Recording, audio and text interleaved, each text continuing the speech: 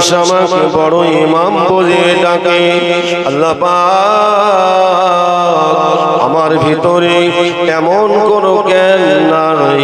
আল্লাহ পাক আপনি যদি আমাকে কবুল না করেন, জগতের মানুষ আমাকে বড় ইমাম বলে মানে, জগতের মানুষ আমাকে বড় ফুকাহাবেদ বলে মানে, বড় মুহাদ্দিস মুফাসসির বলে তারা মানে, কিন্তু আপনি যদি কবুল না করেন, আমি নোমান বিন সাবিত আপনার দরবারে আমি মুখ দেখাতে পারবো না, জবাব দিতে পারবো না। বলুন সুবহানাল্লাহ। বিখ্যাত তাবী সাহাবী হুজুরদের কাছ থেকে শিক্ষা নিয়েছেন, বুঝতে পারছেন? সাহাবী হুজুররা হলেন উস্তাদ, অত সহজ। সেই ইমামে আযম আবু হানিফা তিনি তার জীবনের শেষ মুহূর্ত পর্যন্ত আল্লাহর কাছে কেঁদেছেন। নিজে কবর খনন করে ওই কবরে বসে বসে আল্লাহ পাকের কোরআন তেলাওয়াত করেছেন। বলুন সুবহানাল্লাহ। কেন? কবরে সকলকে যেতে হবে। আমার আপনার নবী পাক সাল্লাল্লাহু আলাইহি সাল্লাম জানা কি আল্লাহ সৃষ্টি না করলে আমার আল্লাহ কিছুই সৃষ্টি করতেন না, ঠিক ঠিক? আমার আপনার নবী পৃথিবীর জমিনে মাত্র 63 বছর হায়াত পেয়েছেন। আমার আল্লাহ পাক আমার আপনার নবীকে ডেকে নিলেন, মওতের পেয়ালা নবী চেয়েছেন। কুল্লু নাফসিন যায়িকাতুল মাউত, প্রত্যেক নফসের মওতের পেয়ালা চাখতে হবে।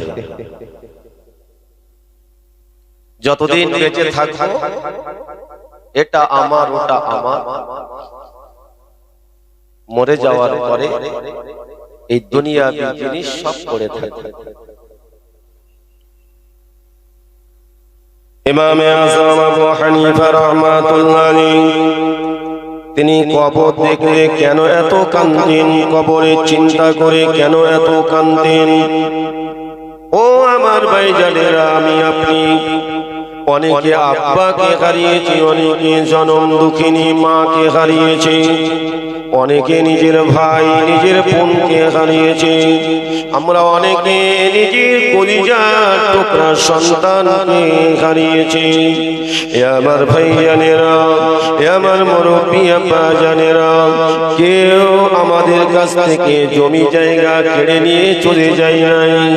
তাদের সেই রেখে যাওয়া সম্পদ সব পড়ে আছে, সামান্যই ছোট কবরের মধ্যে তারা চলে গিয়েছেন।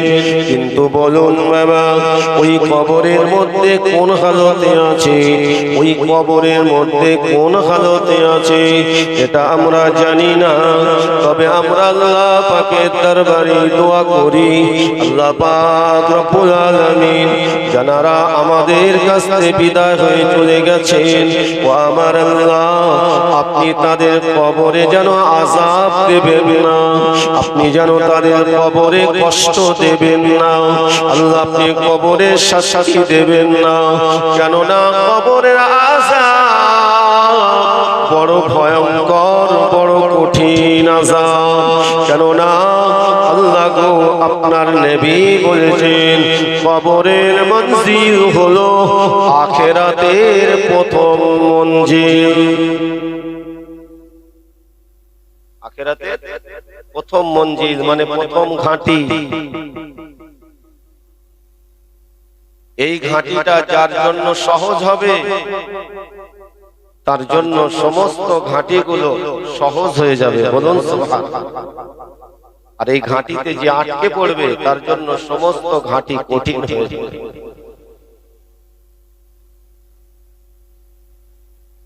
ওই অন্ধকার জায়গাটাকে আলোকিত করতে গেলে, ওই অন্ধকার জায়গায় থাকতে গেলে আপনার আমার এই দুনিয়াতে কিছু করতে হবে। হবে কি হবে?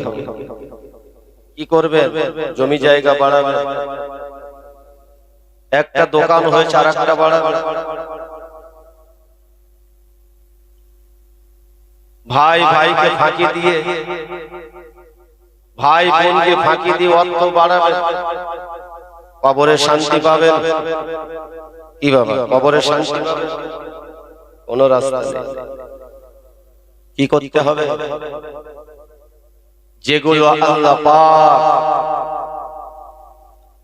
আদেশ করেছেন সেইগুলো আপনাকে আমাকে আঁকড়ে ধরতে হবে, আর যেগুলো বাতিল করে দিয়েছেন সেগুলো দূরে ছুঁড়ে ফেলে দিতে হবে। যত সোনা হলে ঠিক না কবরে যদি আপনি শান্তিতে থাকতে চান, কবরটা যদি আলোকিত করতে চান, মেহনত করতে হবে মরার আগে। আমরা এখন বেঁচে আছি, আমরা এখন বেঁচে আছি, কবরটা আলোকিত হবে, সে রাস্তা তৈরি করতে পেরেছি তো? নিজেকে প্রশ্ন করুন।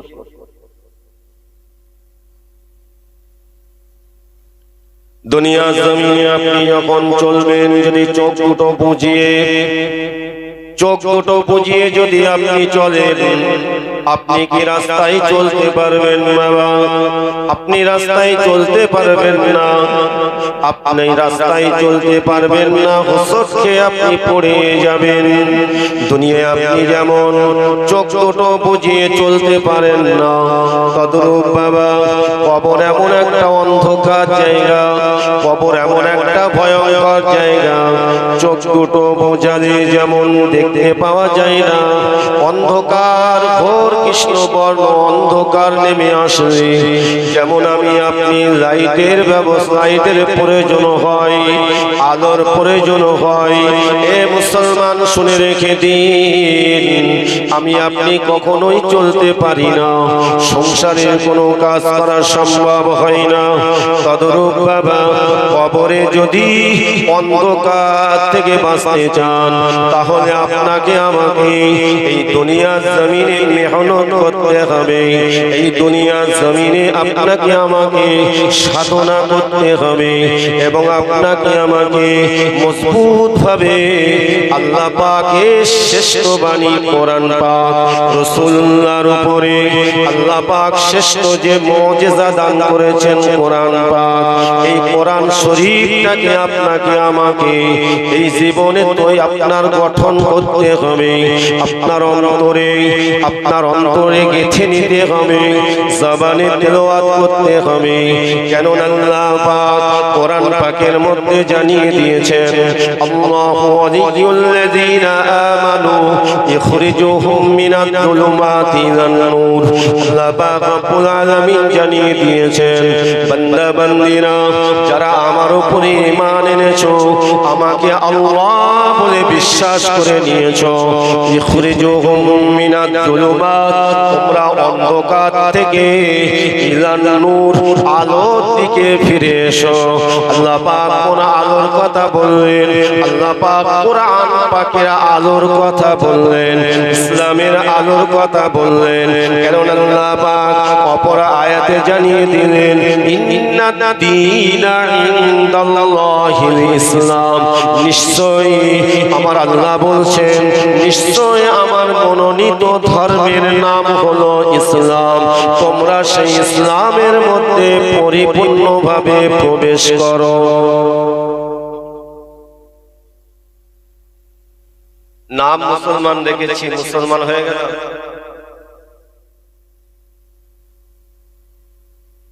সপ্তাহে একদিন জুমার দিন না গেলে একটা কেমন লাগে, জুমার নামাজটা না পড়লে লোকে খারাপ বলবে, তাই সারা কাজটা করে আসে। একই পরিপূর্ণ মুসলমান? আর যদিও মন থেকে যায় জুমার নামাজ পড়তে, ওটা তো আল্লাহর হুকুম করতে হবে। আর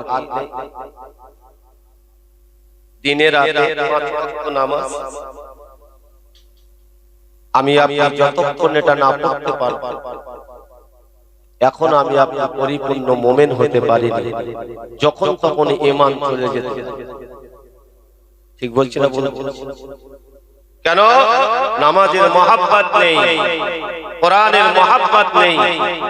শয়তান যদি কোন রকমের সুযোগ পেয়ে প্রবেশ করে, আপনারা আমার ধোঁকা দিয়ে দুনিয়ার মধ্যে ডুবিয়ে দিয়ে যেটা ছিল সেটাও নষ্ট করে দিতে পারে।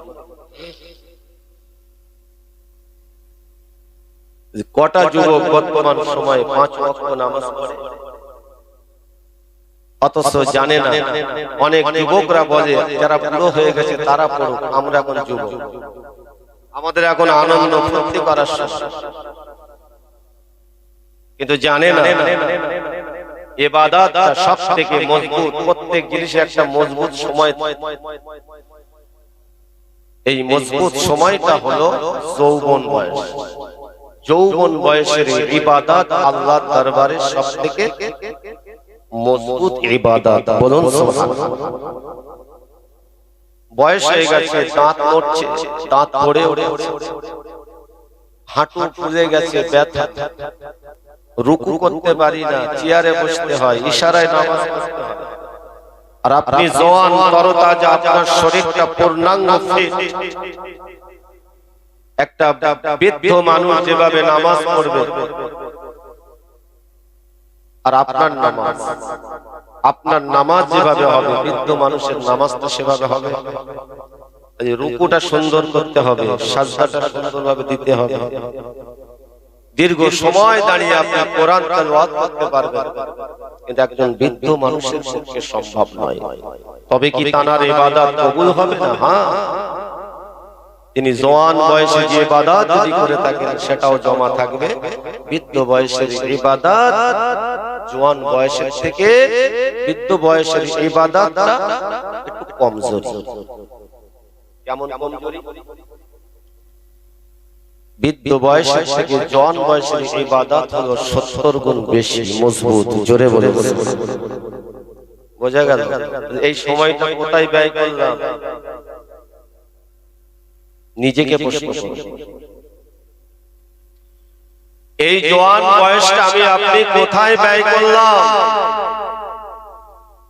এই হিসাব কে দেবে? যার পিছনে ব্যয় করেছিলাম সেই দেবে না? কে দেবে? নিজেকে দিতে।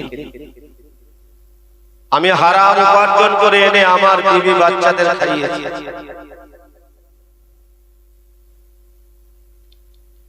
আমার হিসাব আল্লাহ যখন নেবেন, আমার বিবি বাচ্চা আমার পাশে দাঁড়াবে দাঁড়াবে। তুমি আমার অর্ধাঙ্গিনী বিবি সাহেবা, তোমাকে কত যত্ন করে রাখতাম, কত আদর করতাম, তোমার জন্যই তো এত কিছু। আমি হারাম পর্যন্ত ছাড়ি, সব এনে ঢুকি।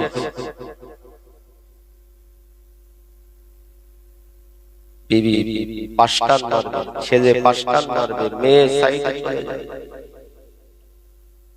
দুনিয়ায় বেঁচে থেকে তাই কত কি দেখছি।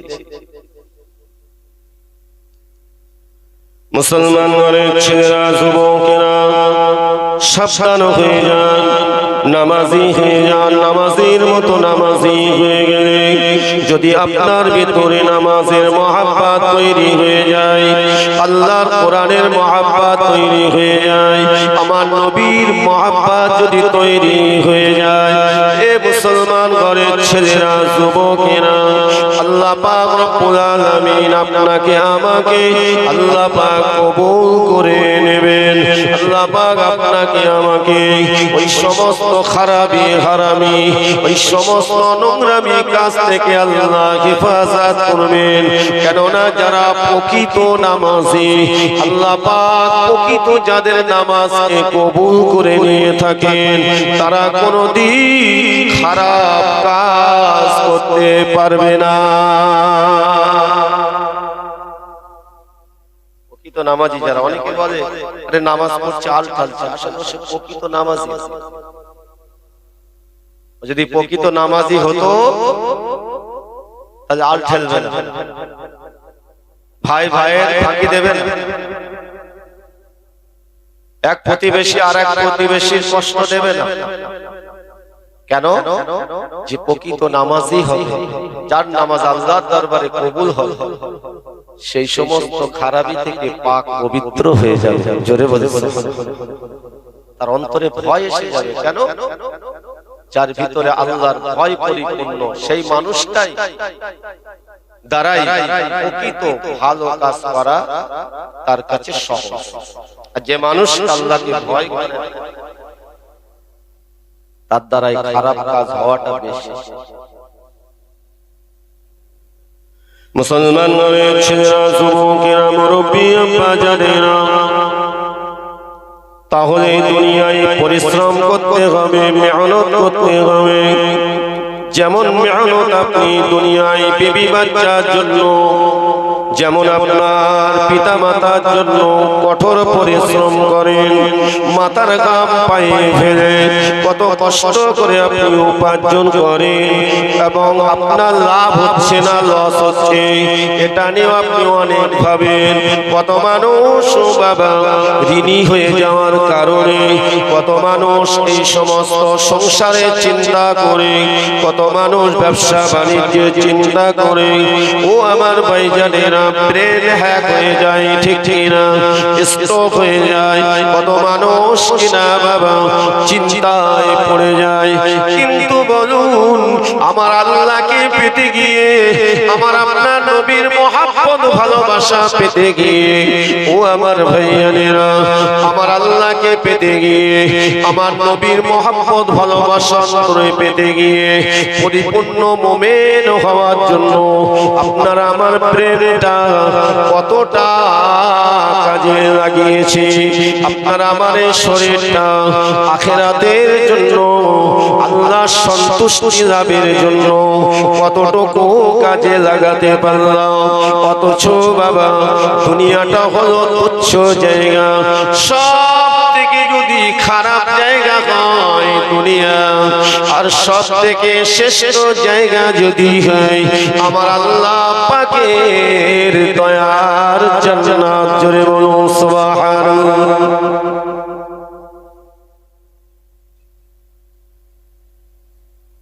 দুনিয়ায় কতদিন থাকবে? আমার আলোচনা বুঝতে পারছেন? কিছু বোঝাতে পারছি না? ভুল হচ্ছে বলবেন। নিজে যে রোগ যদি বাসা বেঁধে ফেলে, রোগটা যদি নাশ সরে যায়, তাহলে আস্তে আস্তে আস্তে আস্তে শরীর থাকবে।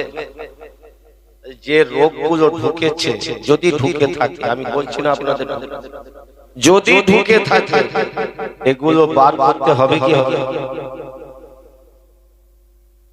বার করতে হবে। বার আপনি কিভাবে? অন্যায় করে ফেলেছে, অপরাধ করে ফেলেছে, তওবার দরজা এখনো বন্ধ হয়, আল্লাহ খুলে রেখেছে। অন্যায় করে ফেলেছে, তওবা করতে হবে, তওবার মতো। যেমন বিশ্বের হাতে তওবা করেছে, আজ জীবনে সারা মদ পান করেনি। বলুন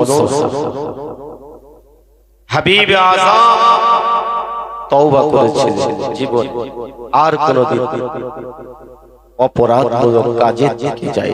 এর নাম তওবা করব, এই অপরাধ করেছি, অপরাধ থেকে ফিরে আসবো, আবার সেই অন্যায় কাজ করব। না জানি আল্লাহ মুনাফিকের খাতায় নাম লিখে দিতে পারে। আর আল্লাহ তিনি ভালো জানেন যে আসলে আমার কাছে তওবা করছেন, ধোঁকা দিচ্ছেন। কি আল্লাহ জানেন? জেনে শুনে অপরাধ করা এটা মাপ পাওয়া সহজ না। এবার নিজেকে চিন্তা করি, আমি আপনি জেনে শুনে অন্যায় করি না? আমার ভাইজানেরা, আমার মুরব্বী আব্বা জানেরা, তওবার দরজা বন্ধ হয়নি। তওবার মতো তওবা করে আজকে ঘরে ফিরে যান, তওবার মতো তওবা করে আজকে ঘরে ফিরে যান। আল্লাহ পাক, আমি আমার জীবনে অনেক অপরাধ করেছি আল্লাহ। আল্লাহ পাক, আমি আমার জীবনে অনেক পাপ করেছি আল্লাহ। আয় আল্লাহ, শয়তানের ধোঁকায় পড়ে করে ফেলেছি। আল্লাহ পাক আপনি তো বড় দয়ালু, আপনি বড় ক্ষমাকারী আল্লাহ। তাই আপনার দয়ার দিকে তাকিয়ে আমি তওবা করছি।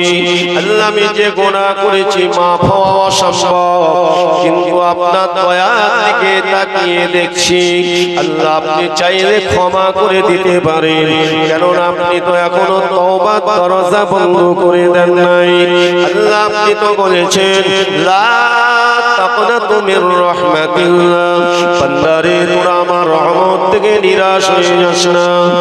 ইন্নাল্লাহা ইয়াগফিরুয যুনুবা জামিআ, যদি তোরা পাপ সমূহ গুনাহ করেও ফেলিস আমি আল্লাহ আমার কাছে তওবা করে ফিরে আয়, ইস্তিগফার করে ক্ষমা চেয়ে নে। ইন্নাহু হুয়াল গফুরুর রহিম, নিশ্চয় আমি আল্লাহ দয়ালু এবং ক্ষমাকারী। আল্লাহ বলেন বান্দারে আমি তোদের জীবনের সমূহ গুনাহগুলোকে আমি আল্লাহ মাফ করে দেব।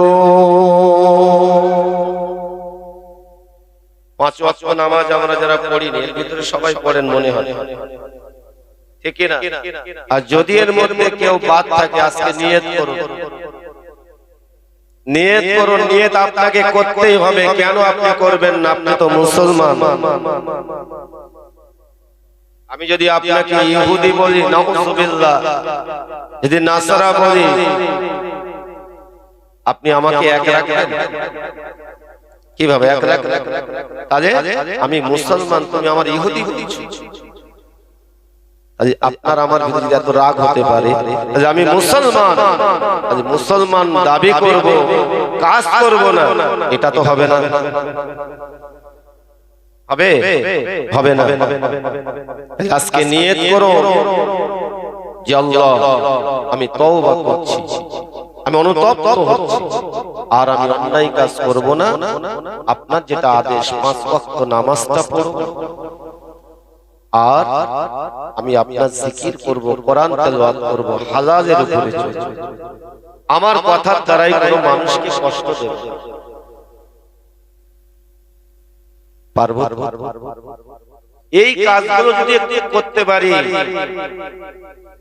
কোনো অসুবিধা নেই, আমার আল্লাহর দয়া পেয়ে যাব। বলুন সুবহানাল্লাহ। করতে হবে, সবর করো, ধৈর্য ধরো, আর ধৈর্যের মাধ্যমে আল্লাহর হুকুমকে পালন করো। কবরে যেতেই হবে। এই মাটি চুপ করে আছে, এর উপরে আমি আপনি দাপট দেখাচ্ছি, মাটি বলছে সময় খুব তাড়াতাড়ি। কবরের মাটি আপনাকে আমাকে ছাড়বে না। যদি আল্লাহ বলেন এ কবরের মাটি আমার এই বান্দার জন্য তুমি গ্রেফতার হয়ে যাও, আমার এই বান্দা আর গ্রেফতার করে নাও, আমার এই বান্দা আমার এই বান্দি দুনিয়া জমিনে আমি আল্লাহ আমার বিরুদ্ধাচরণ করেছে, আমার এই বান্দা আমার এই বান্দি দুনিয়া জমিনে তোমার উপরে দাঁড়িয়ে দাঁড়িয়ে মদ পান করেছে, তোমার উপরে দাঁড়িয়ে দাঁড়িয়ে জুয়া খেলেছে, তোমার উপরে দাঁড়িয়ে দাঁড়িয়ে মানুষের উপরে আঘাত করেছে, আমার বান্দাকে কষ্ট দিয়েছে, আমার বান্দিকে কষ্ট দিয়েছে, আমার সৃষ্টি জীবের উপরে অবিচার করেছে। আমি আল্লাহ আমার এই বান্দার প্রতি আমি খুশি নই। এ মাটি এ কবর আমার এই বান্দার জন্য, আমার এই বান্দার জন্য কষ্টদায়ক জায়গা হয়ে যাও। আল্লাহ আল্লাহ তাআলা ফেরেশতাদের বলবে, ফেরেশতারা আমার এই বান্দাকে জাহান্নামের গর্তে স্বরূপ কবরটাকে বানিয়ে দাও। কে থাকাবে? কে থাকাবে বল? চিৎকার করলেও কবরের ধার দিয়ে আমি আপনি যাই, কোনদিন আওয়াজ শুনতে পেয়েছি যে আমাকে ডেকে চাইছে তোর জন্য এত কিছু করেছি, দেখ আজ আমি কবরে একা পড়ে রয়েছি। আমার অবস্থা খুব করুণ বলেছে কি বাবা, কিন্তু কবরের ভিতর থেকে তারা আওয়াজ দেয়, আমরা শুনতে পাই।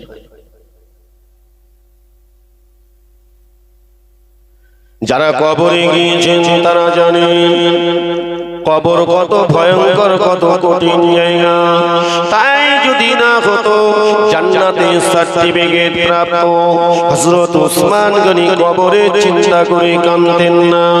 ও আমার ভাইজানেরা, জান্নাতের নারীদের যিনি সরদারিনী খাতুনে জান্নাত হযরত ফাতেমা তোজরা কবরের চিন্তা করে কাঁদতেন না। ও আমার ভাইজানেরা, আমার নবী পাকের বিবি আমাদের আম্মা জান হযরত আয়েশা সিদ্দিকা রাদিয়াল্লাহু তাআলা আনহা কবরের চিন্তা করে কাঁদতেন না। তাই যদি না হতো আল্লাহ নবী দয়ার নবী বড় বিবি আমাদের মা হযরত খাদিজাতুল কুবরা রাদিয়াল্লাহু তাআলা আনহা কবরের চিন্তা করে কাঁদতো না। এত কান্না কেঁদেছে, কেঁদে কেঁদে চোখের পানিটা নালা বয়ে গিয়েছিল।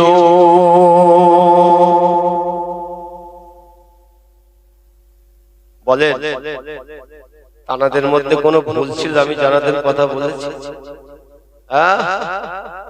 কোরআনের পূর্ণাঙ্গ কোরআনকে তানারা মজবুত ভাবে আঁকড়েছেন। আমার নবীর একটা আদর্শ সুন্নাত অমান্য করেন, পরিপূর্ণভাবে তানারা মজবুত ছিলেন। বলুন সুবহানাল্লাহ। তানারা হলেন আসহাবুকান নুজুম, আকাশের তারকা নক্ষত্র।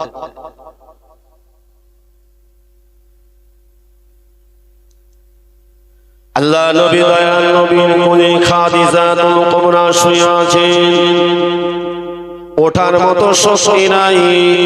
আমার নবী দয়াল নবী লক্ষ্য করে দেখেন হযরত খাদিজাতুল কুবরা চোখের পাশ দিয়ে টপ টপ টপ টপ করে পানি গড়িয়ে যায়। আল্লাহ নবী দয়াল নবী বলেছিলেন, বিবি খাদিজা, ও বিবি খাদিজা, তুমি আমার চেহারার দিকে তাকাও, আর কি মনে করি তুমি কাঁদতে থাকো।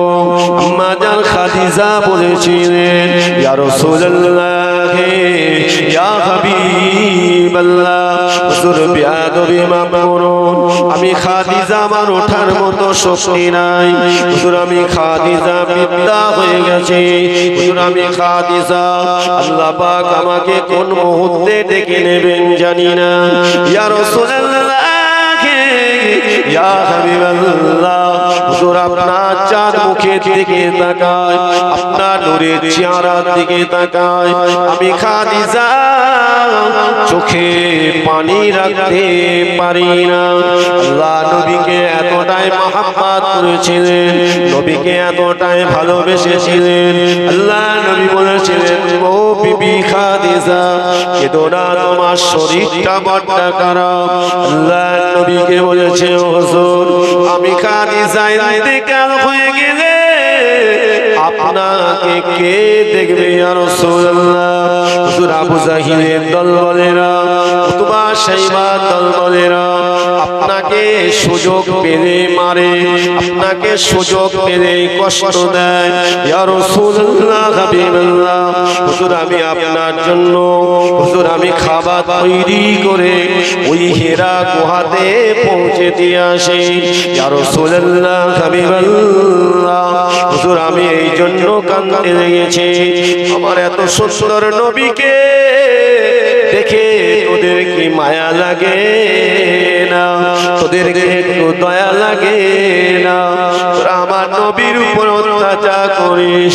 আল্লাহ নবীকে বলেছে, হুজুর আমি খাদিজা যদি ইন্তেকাল হয়ে যায়, হুজুর না জানি আপনার উপর ওরা আঘাত করবে, কে আপনাকে দেখবে? আমার নবী নূরের চেহারার উপরে আঘাত করবে, কে আপনাকে দেখবে? আল্লাহ নবী, দয়া নবী, নূর নবী বলেছে, খাদিজা চিন্তা করো না, চিন্তা করো না, আমি রাসূলুল্লাহর সঙ্গে আমার আল্লাহ রয়েছে।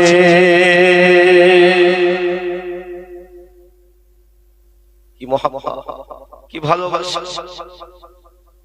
কবরের চিন্তা থাকতে পারে? জীবনের সব দিয়ে দিয়েছি আমার নবীর কদমে, আল্লাহর রাস্তায়। আমার নবী গরিব অসহায় এতিমদেরকে দান করে দিয়েছে। জোরে বলে জীবনে ওয়াক্তা করেননি, কঠিন সময় নবীর পাশে আল্লাহ নবী বলেছেন, খাদিজা, ও বিবি খাদিজা, তুমি বড় অর্থশালী ছিলে, তুমি বড় ব্যবসায়ী ছিলে। ও বিবি খাদিজা, আমি নবী আমাকে পাওয়ার পরে তোমার অর্থ সম্পদ সব চলে গেল বিবি রে।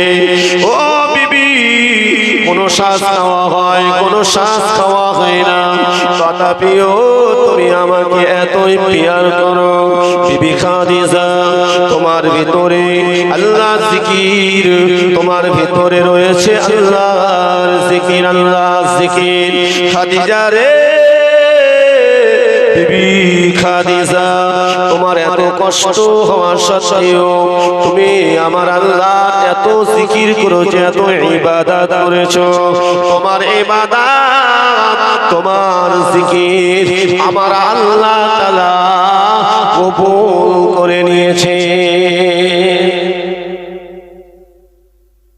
আমার আল্লাহ কবুল, তোমার প্রতি এতটাই খুশি আল্লাহ পাক হেরা গুহাতে জিবরিল মারফতে, খাদিজা তোমার ওই খিদমতে আল্লাহ খুশি হয়ে, আমি রাসূলুল্লাহ আমাকে খিদমত করেছেন, খুশি হয়ে আল্লাহ পাক সালাম পর্যন্ত দিয়েছে। আপনারা বলেন, সেই আমাদের মা খাদিজা, তিনি কেন কাঁদবেন কবরে? কেন কেন কেন মা খাদিজা তো আল্লাহর নবীকে বলেছে, হুজুর আমার বড় ভয় হয়, হুজুর আমার বড় ভয় হয়, হুজুর আমি মারা গেলে আমাকে তো আর দুনিয়ায় রাখা হবে না, আমাকে কবরে শুইয়ে দেওয়া হবে। হুজুর ওই কবরের চিন্তা হলে, ওই কবরের চিন্তা হলে আমি খাদিজা সদা সর্বদা কবরের চিন্তা করে কাঁদি। আল্লাহ নবী বলেছে, ও বিবি খাদিজা, কেঁদো না, কবরের চিন্তা তোমার আল্লাহ হেফাজত করবে। খাদিজা কোনো চিন্তা করো না। আম্মা জান খাদিজা বলেছিলেন, ইয়া রাসূলুল্লাহ, ইয়া হাবিবাল্লাহ, হুজুর আমি খাদিজা যখন মারা যাব, আমাকে যখন কবরে শোয়াবেন, শোয়ানোর আগে আপনি আগে কবরের ভিতরে নেমে পড়বেন। আমি খাদিজার কবরের ভিতরে আপনি কড়াকড়ি খাবেন। আমি খাদিজা আমার লাশটাকে নিয়ে আপনি নিজে কবরে নামিয়ে শুইয়ে দেবেন। হুজুর গো, সবাই 2 মুঠা 3 মুঠা মাটি দিয়ে চলে আসবে, আপনি যেন আসবেন না। আপনি আমার কবরের সামনে দাঁড়িয়ে আমি খাদিজার জন্য দোয়া করবেন। হুজুর আমার বড় ভয় হয় ওই কবরের ভিতরে আমি খাদিজা কিভাবে থাকবো। আম্মা জান খাদিজা তো বাবা, তুমি যদি নবীর বিবি হয়ে আমার নবীর এত সেবা করা, ইসলামের এত সেবা করা, ইসলামের এত অবদান রেখে দেওয়া সত্ত্বেও, আল্লাহ পাকে এত জিকির আজকার করা সত্ত্বেও জান্নাতি বান্দি হযরত মা খাদিজা তথাপিও তিনি কবরের জন্য কেঁদে কেঁদে জারে জার হয়েছে।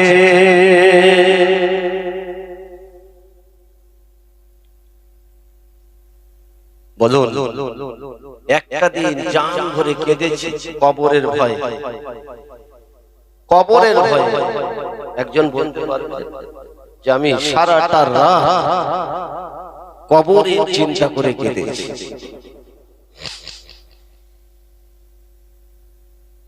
আল্লাহ নবী, দয়াল নবী, নূর নবী, হাবিবুল্লাহ জনাবে মুহাম্মদুর রাসূলুল্লাহ সাল্লাল্লাহু আলাইহি ওয়াসাল্লামের পেটি আমাদের মা খাতুনে জান্নাত হযরতে ফাতিমা যোহরা রাদিয়াল্লাহু তাআলা আনহা জানাকে আল্লাহ পাক জান্নাতের নারীদের সরদারিনী বানিয়েছেন।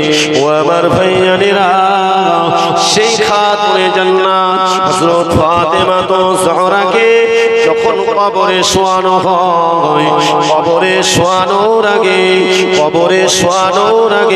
হযরত আবু যার গিফারি কবরের সামনে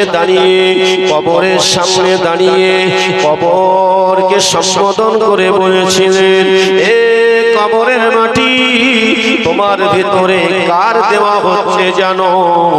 ইনিকে তুমি কি জানো এনার পরিচয়? কবরের মাটির ভিতরে কোনো আওয়াজ আসে না।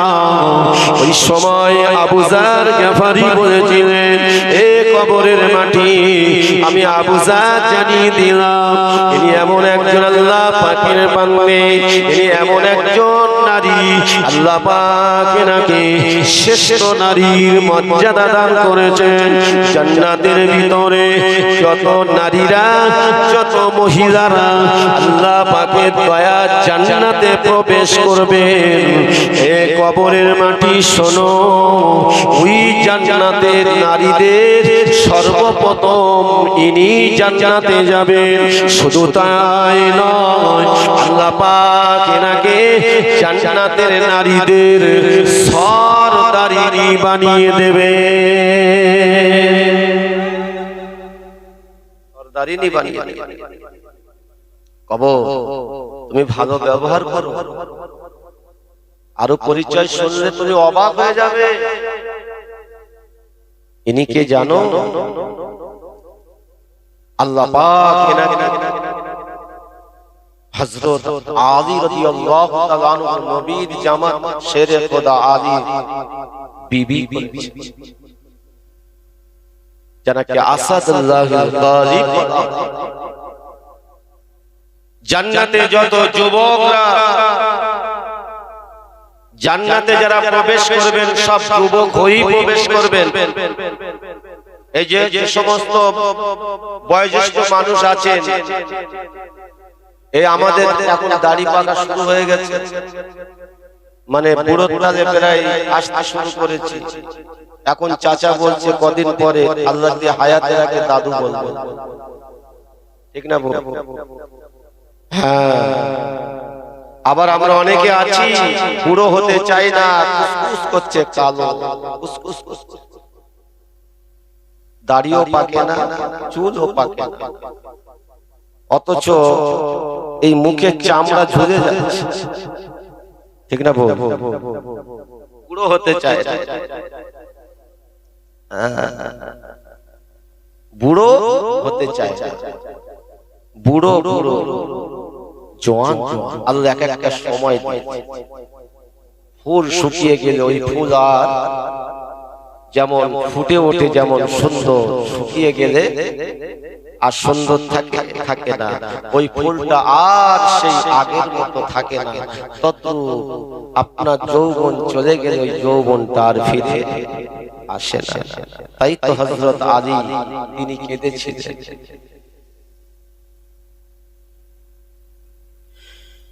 ও আমার ভাইয়ানেরা, আবু যার গিফারি বলেছিলেন, ইনি হলেন এ কবরের মাটি, ইনি অন্য কেহ নয়, ইনি হলেন খাতুনে জান্নাত, ইনি হলেন হাসান ও হুসাইনের আম্মা জান।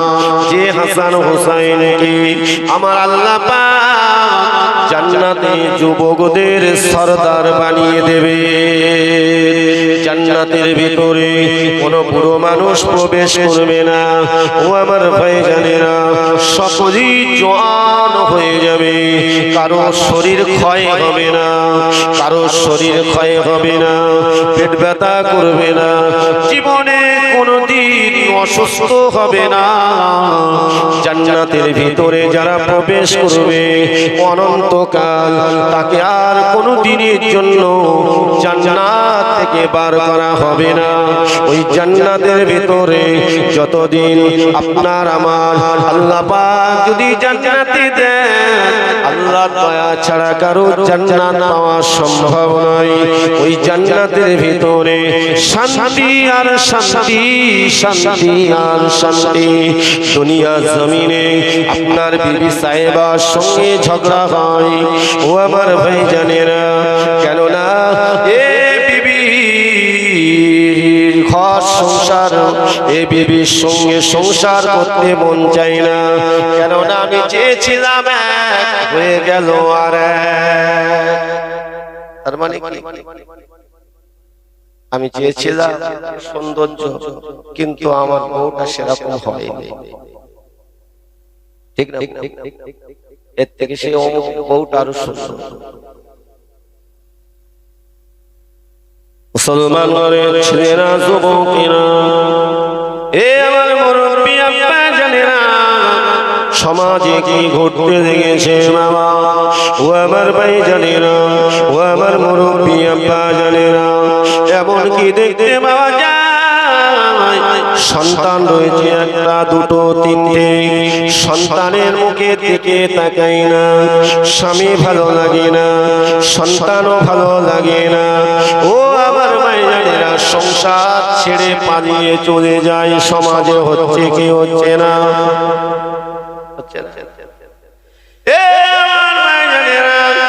শুধু মায়েরা বোনেরা নয়, সমাজে পুরুষেরাও এমন করে দেখতে পাওয়া যায়। আমি সবাইকে বলছি না, ফেসবুক ঘাটলে আপনার কিনা তো ফেসবুক সোশ্যাল মিডিয়ায় দেখতে পাচ্ছেন। এ আমার ভাই জানেরা, এ আমার মুরব্বী আব্বা জানেরা, এই পরিণতি শুরু হয়েছে, শুনে রেখে দিন, জেনে রেখে দিন, এটা কিন্তু ভালোর দিকে নয়। তবে শুনে রাখেন, জান্নাতের ভেতরে ওই স্বামী স্ত্রী প্রবেশ করবে যে স্বামীটা দিনদার, যে স্বামীটা কোরআন পড়নেওয়ালা, যার স্বামীটা নামাজি, আল্লাহ কবুল করে নিয়েছেন, এবং বিবি সাহেবাও নামাজি, কোরআন পড়নেওয়ালা, আমার আল্লাহ কবুল করে নিয়েছেন। যদি কিনা দুনিয়াবি আমার আল্লাহ সকলের চেহারা একরকম দেয় না, কারোর ফর্সা, কারোর শ্যামলা, কারোর রং চাপা, কারোর রং একেবারে কালো, কিন্তু দিয়েছেন কি আমার আল্লাহ। তবে শুনে রাখেন, এই স্বামী স্ত্রী যদি মধুর সঙ্গে সোনার সংসার করে আল্লাহ রাস্তায় যদি বিদায় হতে পারে, জান্নাতে যখন আল্লাহ দেবে, তার ওই বিবি সাহেবাকে এত সুন্দর আল্লাহ দান করবে, আমার আল্লাহ এত সুন্দরী বানিয়ে দেবে। জান্নাতে যে হুরেদের কথা বলা হয়েছে, ওই হুরেরা দেখে, ওই হুরেরা দেখে দেওয়ানা হয়ে যাবে, আল্লাহকে বলবে, আল্লাহ এত সুন্দর রমণী, এত সুন্দর রমণী। আমার আল্লাহ বলবে, জান্নাতি হুরেরা শোনো, দুনিয়ার জমিনে, দুনিয়ার জমিনে আমারে বান্দি পরেশ করেছিল, নিজের যৌবনটাকে হেফাজত করেছিল, নিজের যৌবনটাকে হেফাজত করেছিল, আর আমাকে ভয় করেছিল, আমার জিকির করেছিল। আমি আল্লাহ আমার বান্দির প্রতি খুশি হয়ে গিয়েছিলাম। সেদিনের চেহারাটা ময়লা ছিল, এর চেহারাটা কালো ছিল, কিন্তু আমার বান্দি অন্তরটা আয়না থেকে পরিষ্কার হয়েছিল। কেননা আমি আল্লাহ আমার সন্তুষ্টি লাভ করেছিল। আজকে আমার মায়ার জান্নাতের ভিতরে আমি একে সুন্দরী রমণী বানিয়ে দিলাম।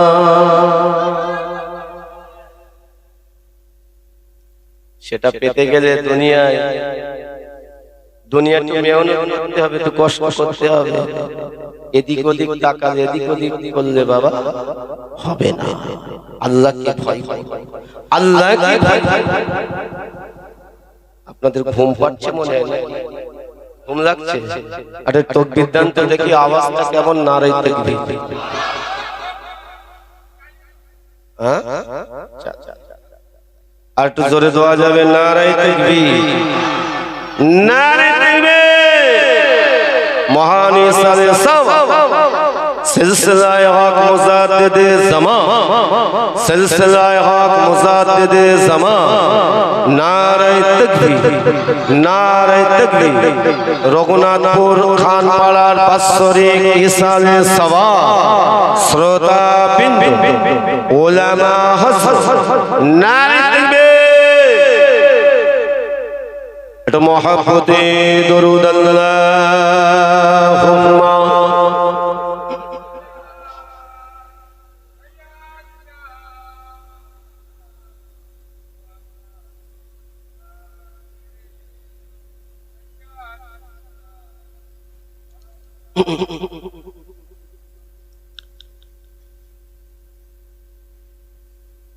রাসূল আমার ভালোবাসা,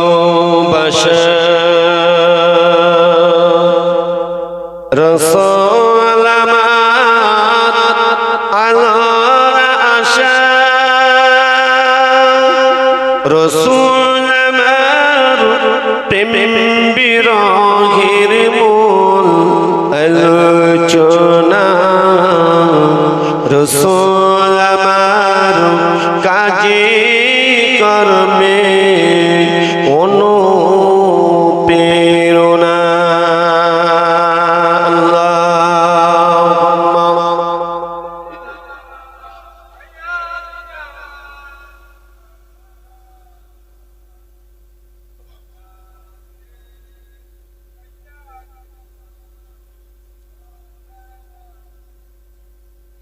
দরুদ শরীফ পড়তে হবে।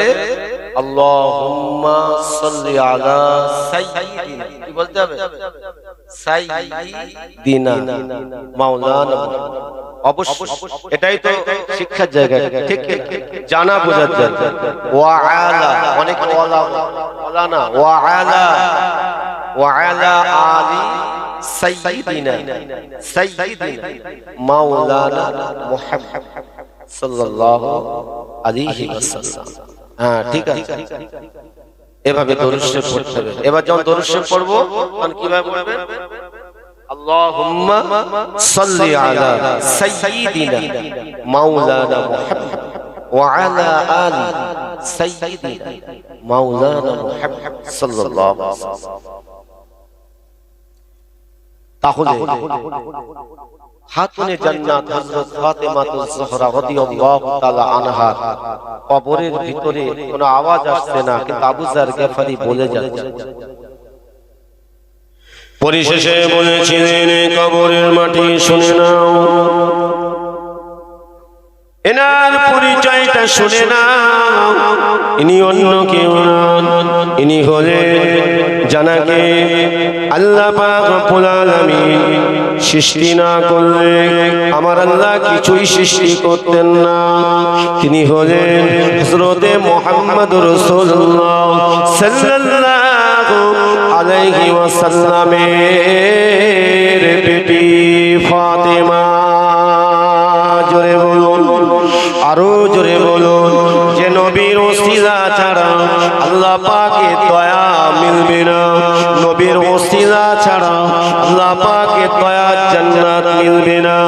আমার আপনার নবীর ওসিলা ছাড়া কবরে নাজাত পাওয়া সম্ভব নয়। আমার আপনার নবীর ওসিলা ছাড়া ওই পুলসিরাত নামক ওই সেতু পার হওয়া সম্ভব নয়। আমার আপনার নবীর ওসিলা ছাড়া ও আমার ভাইয়ানেরা নাজাত পাওয়া সম্ভব নয়। কেননা আল্লাহ পাক জানিয়ে দিয়েছেন, আমার আল্লাহ তাআলা জানিয়ে দিয়েছেন যে আমার হাবিব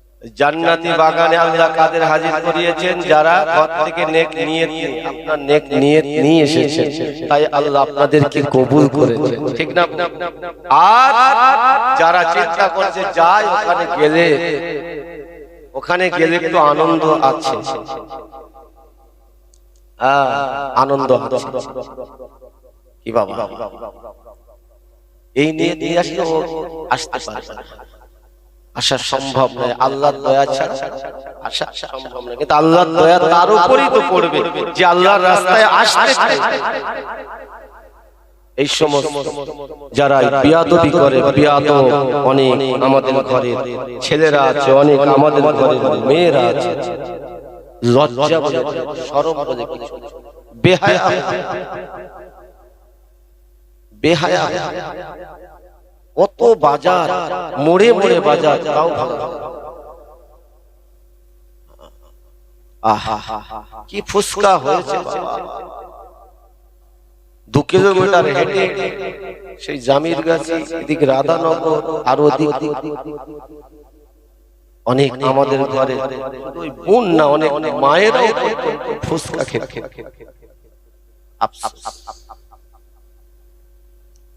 কে ভুলবো? ওই ফুসকা হয়ে যাবে, কবরে যাও ফুসকা করে চুরমুর বলে না, চুরমুর। এখন ভালো লাগবে না, এখন আমার কথাটা তিতো লাগবে, এখন আমার কথাটা তিতো লাগবে, কিন্তু তিতো লাগবে ঠিকই। এই তিতোটা সেদিন বুঝতে পারবে যে কি করলাম আর কি হলো।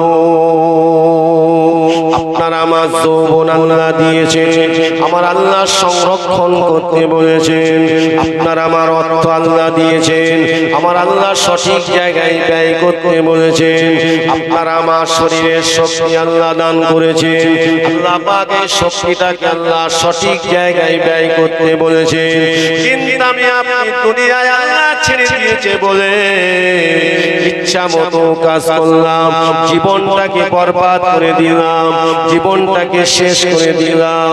ও আমার ভাইজানেরা, মরার পরে কেঁদে কোনো লাভ হবে না, মরার পরে সোজা হয়ে কোনো লাভ হবে না।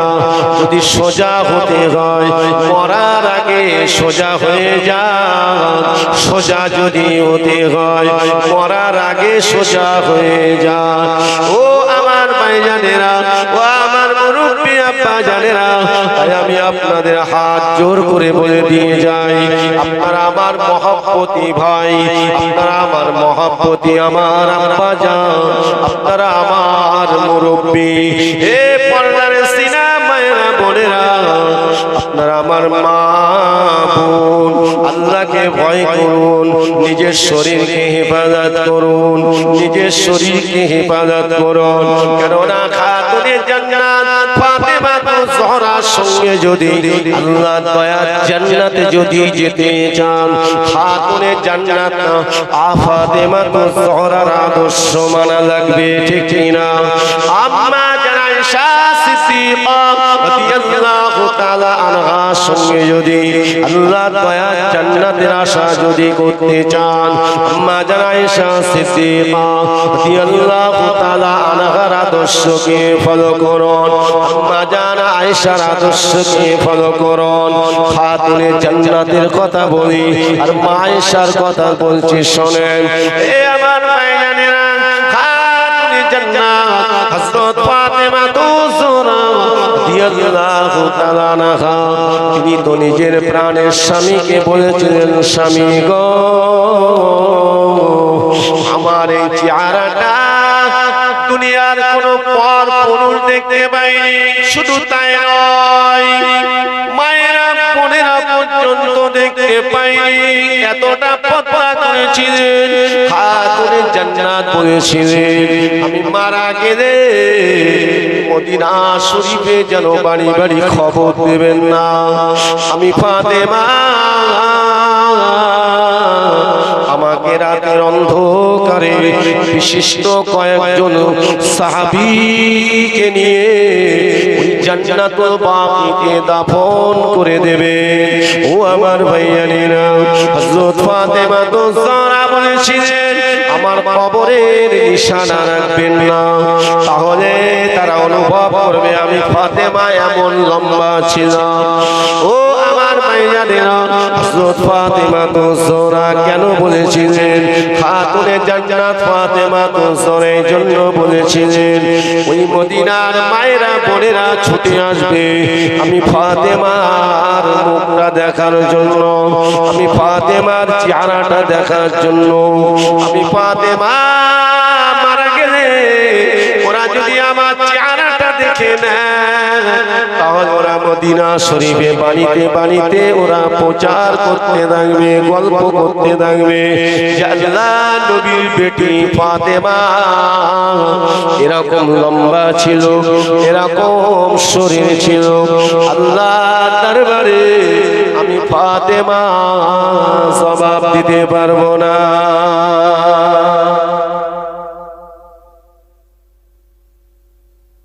কাপড়ের অভাব ছিল কি খাতুনে জান্নাত ফাতেমা তো যারা কাপড়ের অভাব ছিল? একটু বলেন হ্যাঁ না না কি বলেন? কাপড়ের অভাব আমাদের মধ্যে এরকম হ্যাঁ আলমারি হয়ে যায়নি, ঠাসা হয়নি দোকানের মধ্যে, ঠিক কিনা বলেন? এটা পিপিলিকা যদি কামড়ে মানে ছিদ্র করে দেয় তাই চলবে বাদ। ফাতেমা তো সোনার একটি মাত্র কাপড়, ও ওই কাপড়ে তালি দিয়ে তালির উপরে তালি, তালির উপরে তালি, তালি দিয়ে তালি দিয়ে তাপি দিয়ে ব্যবহার করেছে, তালি দিয়ে ব্যবহার করেছে। একটি নয় দুটি নয় ৭৩টা তালি হয়ে পড়ে গিয়েছিল। কাপড়ের অভাব ছিল কিন্তু পর্দার অভাব ছিল না। আর আমাদের ঘরে আমাদের বিবি আমাদের মা বোন, আমি সবাইকে বলি না, বলা তাহলে ভুল হয়ে যাবে। অনেক আল্লাহর আবেদা আছেন, অনেক আল্লাহর মাহবুব আছেন যাদের চেহারা পর পুরুষ দেখতে পায় না। ও আমার মায়েরা, ও আমার মুরব্বি আব্বা জানেরা, কাপড়ের অভাব নাই কিন্তু অভাব হলো পর্দার অভাব। তবে শুনে রেখে দিন, আপনি যদি কাপড়গুলো টাল করলেন এই অপচয় করার জন্য আল্লাহর দরবারে না জানি আসামির কাঠগড়ায় দাঁড় হতে পারে। আল্লাহ দাঁড় করাতে আসামির কাঠগড়ায় দাঁড় করাতে পারে অপচয়। একটা দুটো তিনটে চারটে পোশাক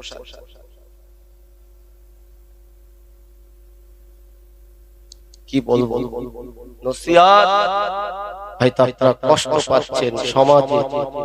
আমি যে কথাগুলো বলছি কিছু কিছু হচ্ছে কল্পনা বেশি। ও আমার ভাইয়েরা, ও আমার মুরব্বি আব্বা জানেরা, ও আমার ভাইজানেরা, কোনটা মা কোনটা মেয়ে চেনা যায় না, ঠিক না ভুল বাবা? সমাজে চলছে কি চলছে না? ও আমার ভাইজানেরা, ও আমার মুরব্বি আব্বা জানেরা, তাহলে চিন্তা করুন।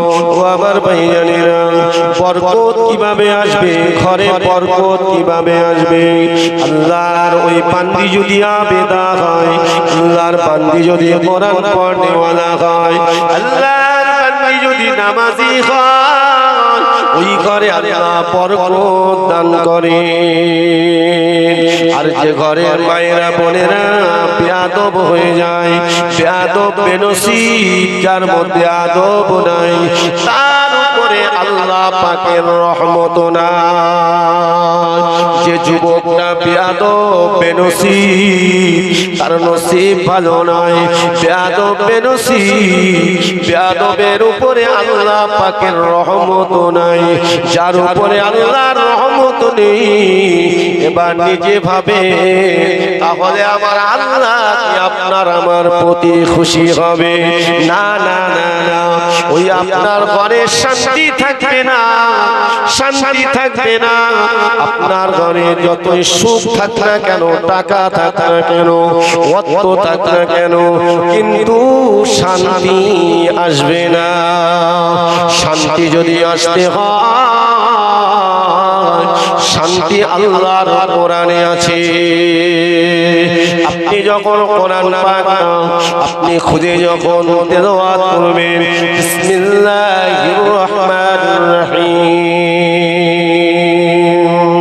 ইয়াসিন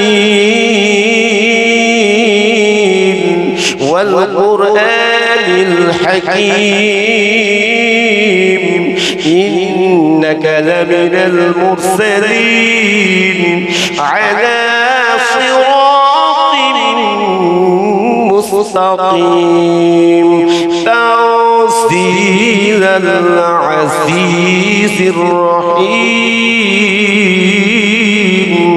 বিসমিল্লাহির রহমানির রহিম ইয়া আইয়ুহাল মুযাম্মিল কুমিল লাইলা ইল্লা قليلا نصفه أو انقص منه قليلا أو زد عليه ورتل القرآن ترتيلا জোরে হবে না, আরো জোরে বলো। এই কোরআন যখন তেলাওয়াত করবেন, আপনার ঘরটা আলোকিত হয়ে যাবে, আল্লাহর রহমতি ফেরেশতারা নাযিল হবে, আল্লাহ পাকের বরকতের দরওয়াজা আল্লাহ খুলে দেবে, আল্লাহ পাকের রহমতের দরওয়াজা আল্লাহ খুলে দেবে। আপনার ঘরটা শান্তিতে ভরে যাবে। হাত জোর করে বলে দিয়ে গেলাম, ও যুবকেরা, 5 ওয়াক্ত নামাজ পড়ুন। মসজিদগুলো সুন্দর, মসজিদ সুন্দর হয়েছে, মুসল্লিকেও সুন্দর হতে হবে, নামাজিকে সুন্দর হতে হবে। ও মায়েরা বোনেরা, আগে মাটির ঘর ছিল, উপরে খড়ের ছাউনি ছিল অথবা টালির ছাউনি ছিল, এখন সব পানি পড়ার কোনো জায়গা নাই। এমন করে বাবা, এমন করে ছাদ দেওয়া ঘর হয়ে গেছে, পাথর বসানো ঘর হয়ে গেছে, সুন্দর ঘর তৈরি হয়ে গেছে। লক্ষ লক্ষ টাকা ব্যয় করে ঘর করলাম, ওই ঘরটা যেন কবর বানাবেন না। ও মায়েরা বোনেরা, আপনার ঘরটাকে যেন কবর বানাবেন না। ওই সুন্দর লক্ষ টাকার ঘর বানিয়েছেন, যদি ওই ঘরটা কবরে পরিণত হয়, আল্লাহ তাআলার দরবারে 1 পয়সা দাম নাই।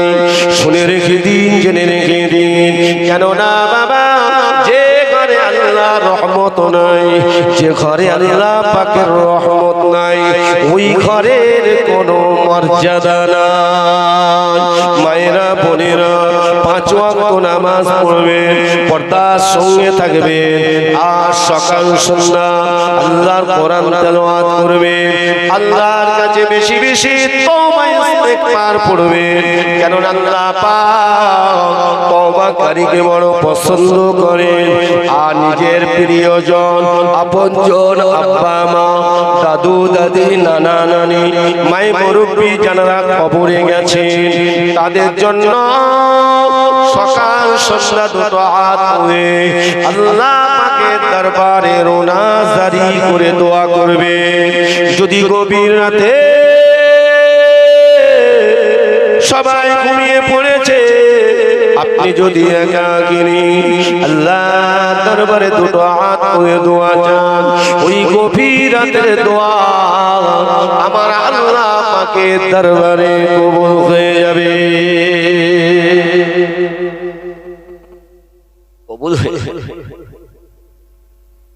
তাহলে সবাইকে ভালো হতে হবে, ঠিক না?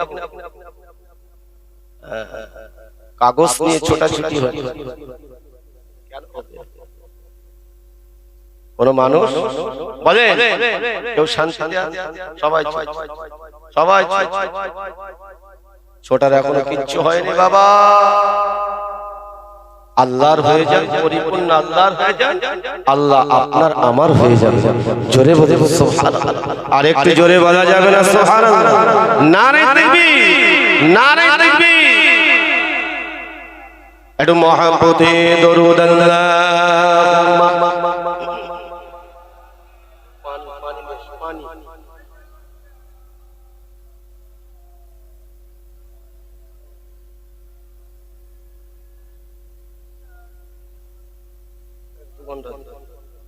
কমিটি ছেলেরা কই? শানে মুহাম্মদ শাহে মদিনা এলো ত্রিভুবনে নবী কাবুলওয়ালা। শানে মুহাম্মদ শাহে মদিনা এলো ত্রিভুবনে নবী কামলিওয়ালা। কিয়ামতের দিনেতে হাশরের ময়দানে, কিয়ামতের দিনেতে হাশরের ময়দানে বিচার করিবেন আল্লাহ বসে সিংহাসনে। সেই দিনে নবী হবেন, সেই দিনে নবী হবেন উম্মতের ভেলা। তিনি তো মুহাম্মদ নবী কামলিওয়ালা। আল্লাহুম্মা সাল্লি আলা।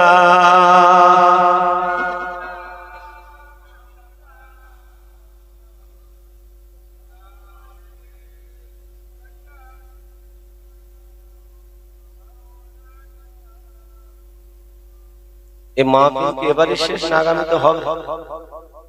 কি বলছেন আপনারা? হবে না?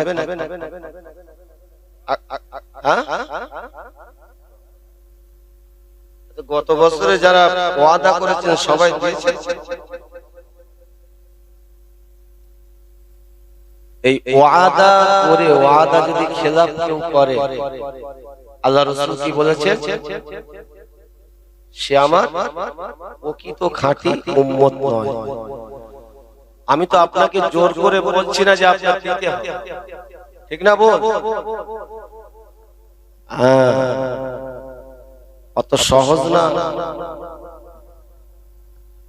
নামাজ পড়ে ইবাদত বন্দেগী করে যদি ঋণ করে যায়, ওই ঋণের বোঝা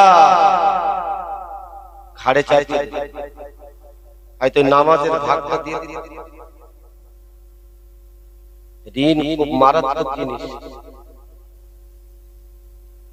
আমরা কিছু মানুষ আছি নিজে তো আর দিতে চাই। একটা দোকান থেকে খেলাম, মুদিখানা বলুন কি আর অন্যান্য দোকান বলুন, খুব ভালোই, তারপরে হঠাৎ করে স্টপ। কি ব্যাপার? আর খুঁজে পাওয়া যায় আবার অন্য দোকানে চলে যায়। এরকম হয় কি হয় না? রঘুনাথপুরে নেই বাবা, আশেপাশে গ্রামে নেই, এদের মাছ বুঝতে পেরেছেন? মনে করছে যে ওই পর্যন্ত শেষ হয়ে গেছে, কোনো হিসাব হবে না। প্রত্যেকের হিসাব ফাঁকি দিয়ে যদি খায়, এই গোস্তটা কি হবে? হালাল হবে? নিজেরাই চিন্তা করো। হারাম খাদ্য খেয়ে যদি আল্লাহ আল্লাহ করি, আল্লাহ হারাম করে ডাক আল্লাহ কখনো কবুল করবে? আল্লাহ বলেন যারা হারাম খোর, হারাম খোরকে আমি পছন্দ করি।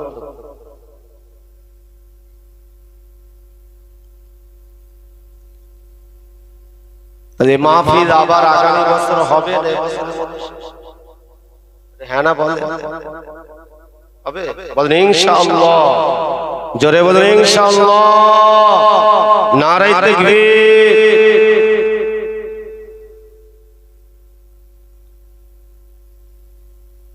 আব্বা জান, আম্মা জান, দাদু জান, দাদি জান, নানা জান, নানি জান সব কবরে শুয়ে আছেন। চাতকের ন্যায় আমাদের দিকে তাকিয়ে আছে। চাতকের বন্ধু বান্ধবের পিছনে চায়ের দোকানে বসলে শত শত টাকা খরচ হয়ে যায়। ঠিক ঠিক ঠিক ঠিক। কিন্তু একজন অসহায় ব্যক্তি, একজন অসহায় ব্যক্তি লজ্জার খাতিরে বলতে পারে না, যদিও ওই অসহায় ব্যক্তি হাতটা পাতে অনেকে দূর দূর করে তাড়িয়ে দেয়, ফিরিয়ে দেয়। দেয় ও আমার ভাইয়েরা, মুরব্বি আব্বা জানেরা,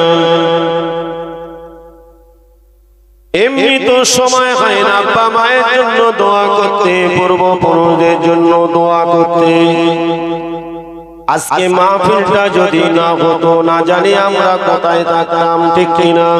কেউ আমরা ঘুমিয়ে থাকতাম, কেউ দেখাই এমন করে চায়ের দোকানে, হাটে বাজারে এমন করে আমি আপনি বসে বসে কতই না গল্প গুজব হতো। ভালো কথাও হতে পারতো, আবার খারাপ কথাও হতে পারতো, ঠিক কিনা? কিন্তু আজকে এমন একটা জায়গায় বসেছি বাবা, যে জায়গাতে আদবের সঙ্গে বসলে পরে আমার আল্লাহ সন্তুষ্টি লাভের জন্য যদি বসা হয়, আমি আপনি জায়গায় বসে কতবার সুবহানাল্লাহ বলেছি মনে নাই? মনে আছে আপনাদের? কতবার সুবহানাল্লাহ বলেছেন মনে আছে? মনে নাই? এগুলো কি বেকার হয়ে যাবে মনে হয়? না না না, আমার আল্লাহ পাক দয়ালু মেহেরবান, কতবার সুবহানাল্লাহ বলেছেন এটা আমাদের মনে নাই, কিন্তু আমার আল্লাহ সব লিপিবদ্ধ করে রেখে দেবে। ও আমার ভাইয়েরা, ও আমার মুরব্বি আব্বা জানেরা, কতবার আমি আপনি আল্লাহর তাসবিহ পাঠ করেছি, আল্লাহর কোরআন শুনছি, আমার নবীর বাণী শুনছি। শুনে রেখে দিন, এ মাহফিল আল্লাহ যদি কবুল করেন, এটা আমাদের বিশ্বাস, আমার আল্লাহ পাক কবুল করে নেবেন। এ মাহফিল আমাদের জন্য কিয়ামতের দিন আমার আল্লাহ পাক নাজাতের ওসিলা বানিয়ে দেবে। তাই বলি বাবা, আল্লাহ রাস্তায় বলুন, আল্লাহ রাস্তায় বলুন। এই মাহফিলে সালে সবে আগামী বছরের জন্য বলেন 2000 টাকা দেবেন।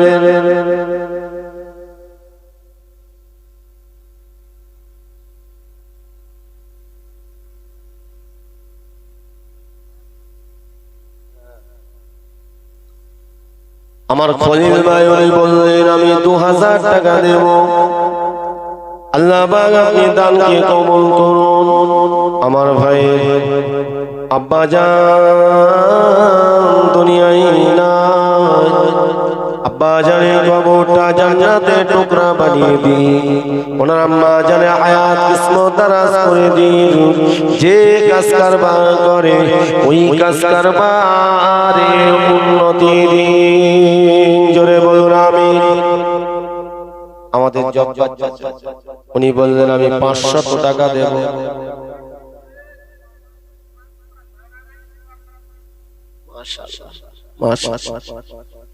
বাবা মা চলে গেছে, আব্বা মার জন্য 500 টাকা, আর নানা নানির জন্য 500 টাকা। মাশাআল্লাহ, আল্লাহ পাক আল্লাহ তাআলা ওনার আব্বা জান আম্মা জানের কবরটা জান্নাতের টুকরা বানিয়ে দিন। ওনার নানা জান নানি জান মাই মুরব্বি যারা চলে গেছেন, আল্লাহ পাক যদি কারো কবরে আযাব হয়, আযাবুল কবরতে মাফ করে দিয়ে মুর্দাদের কবরগুলো জান্নাতে গোলাপ ফুলের বাগান বানিয়ে দিন। জোরে বলুন আমিন। আর একটু জোরে বলুন না আমি বলেন 5 জন 2000 করে বলেন আর 4 জন বলেন 2000 করে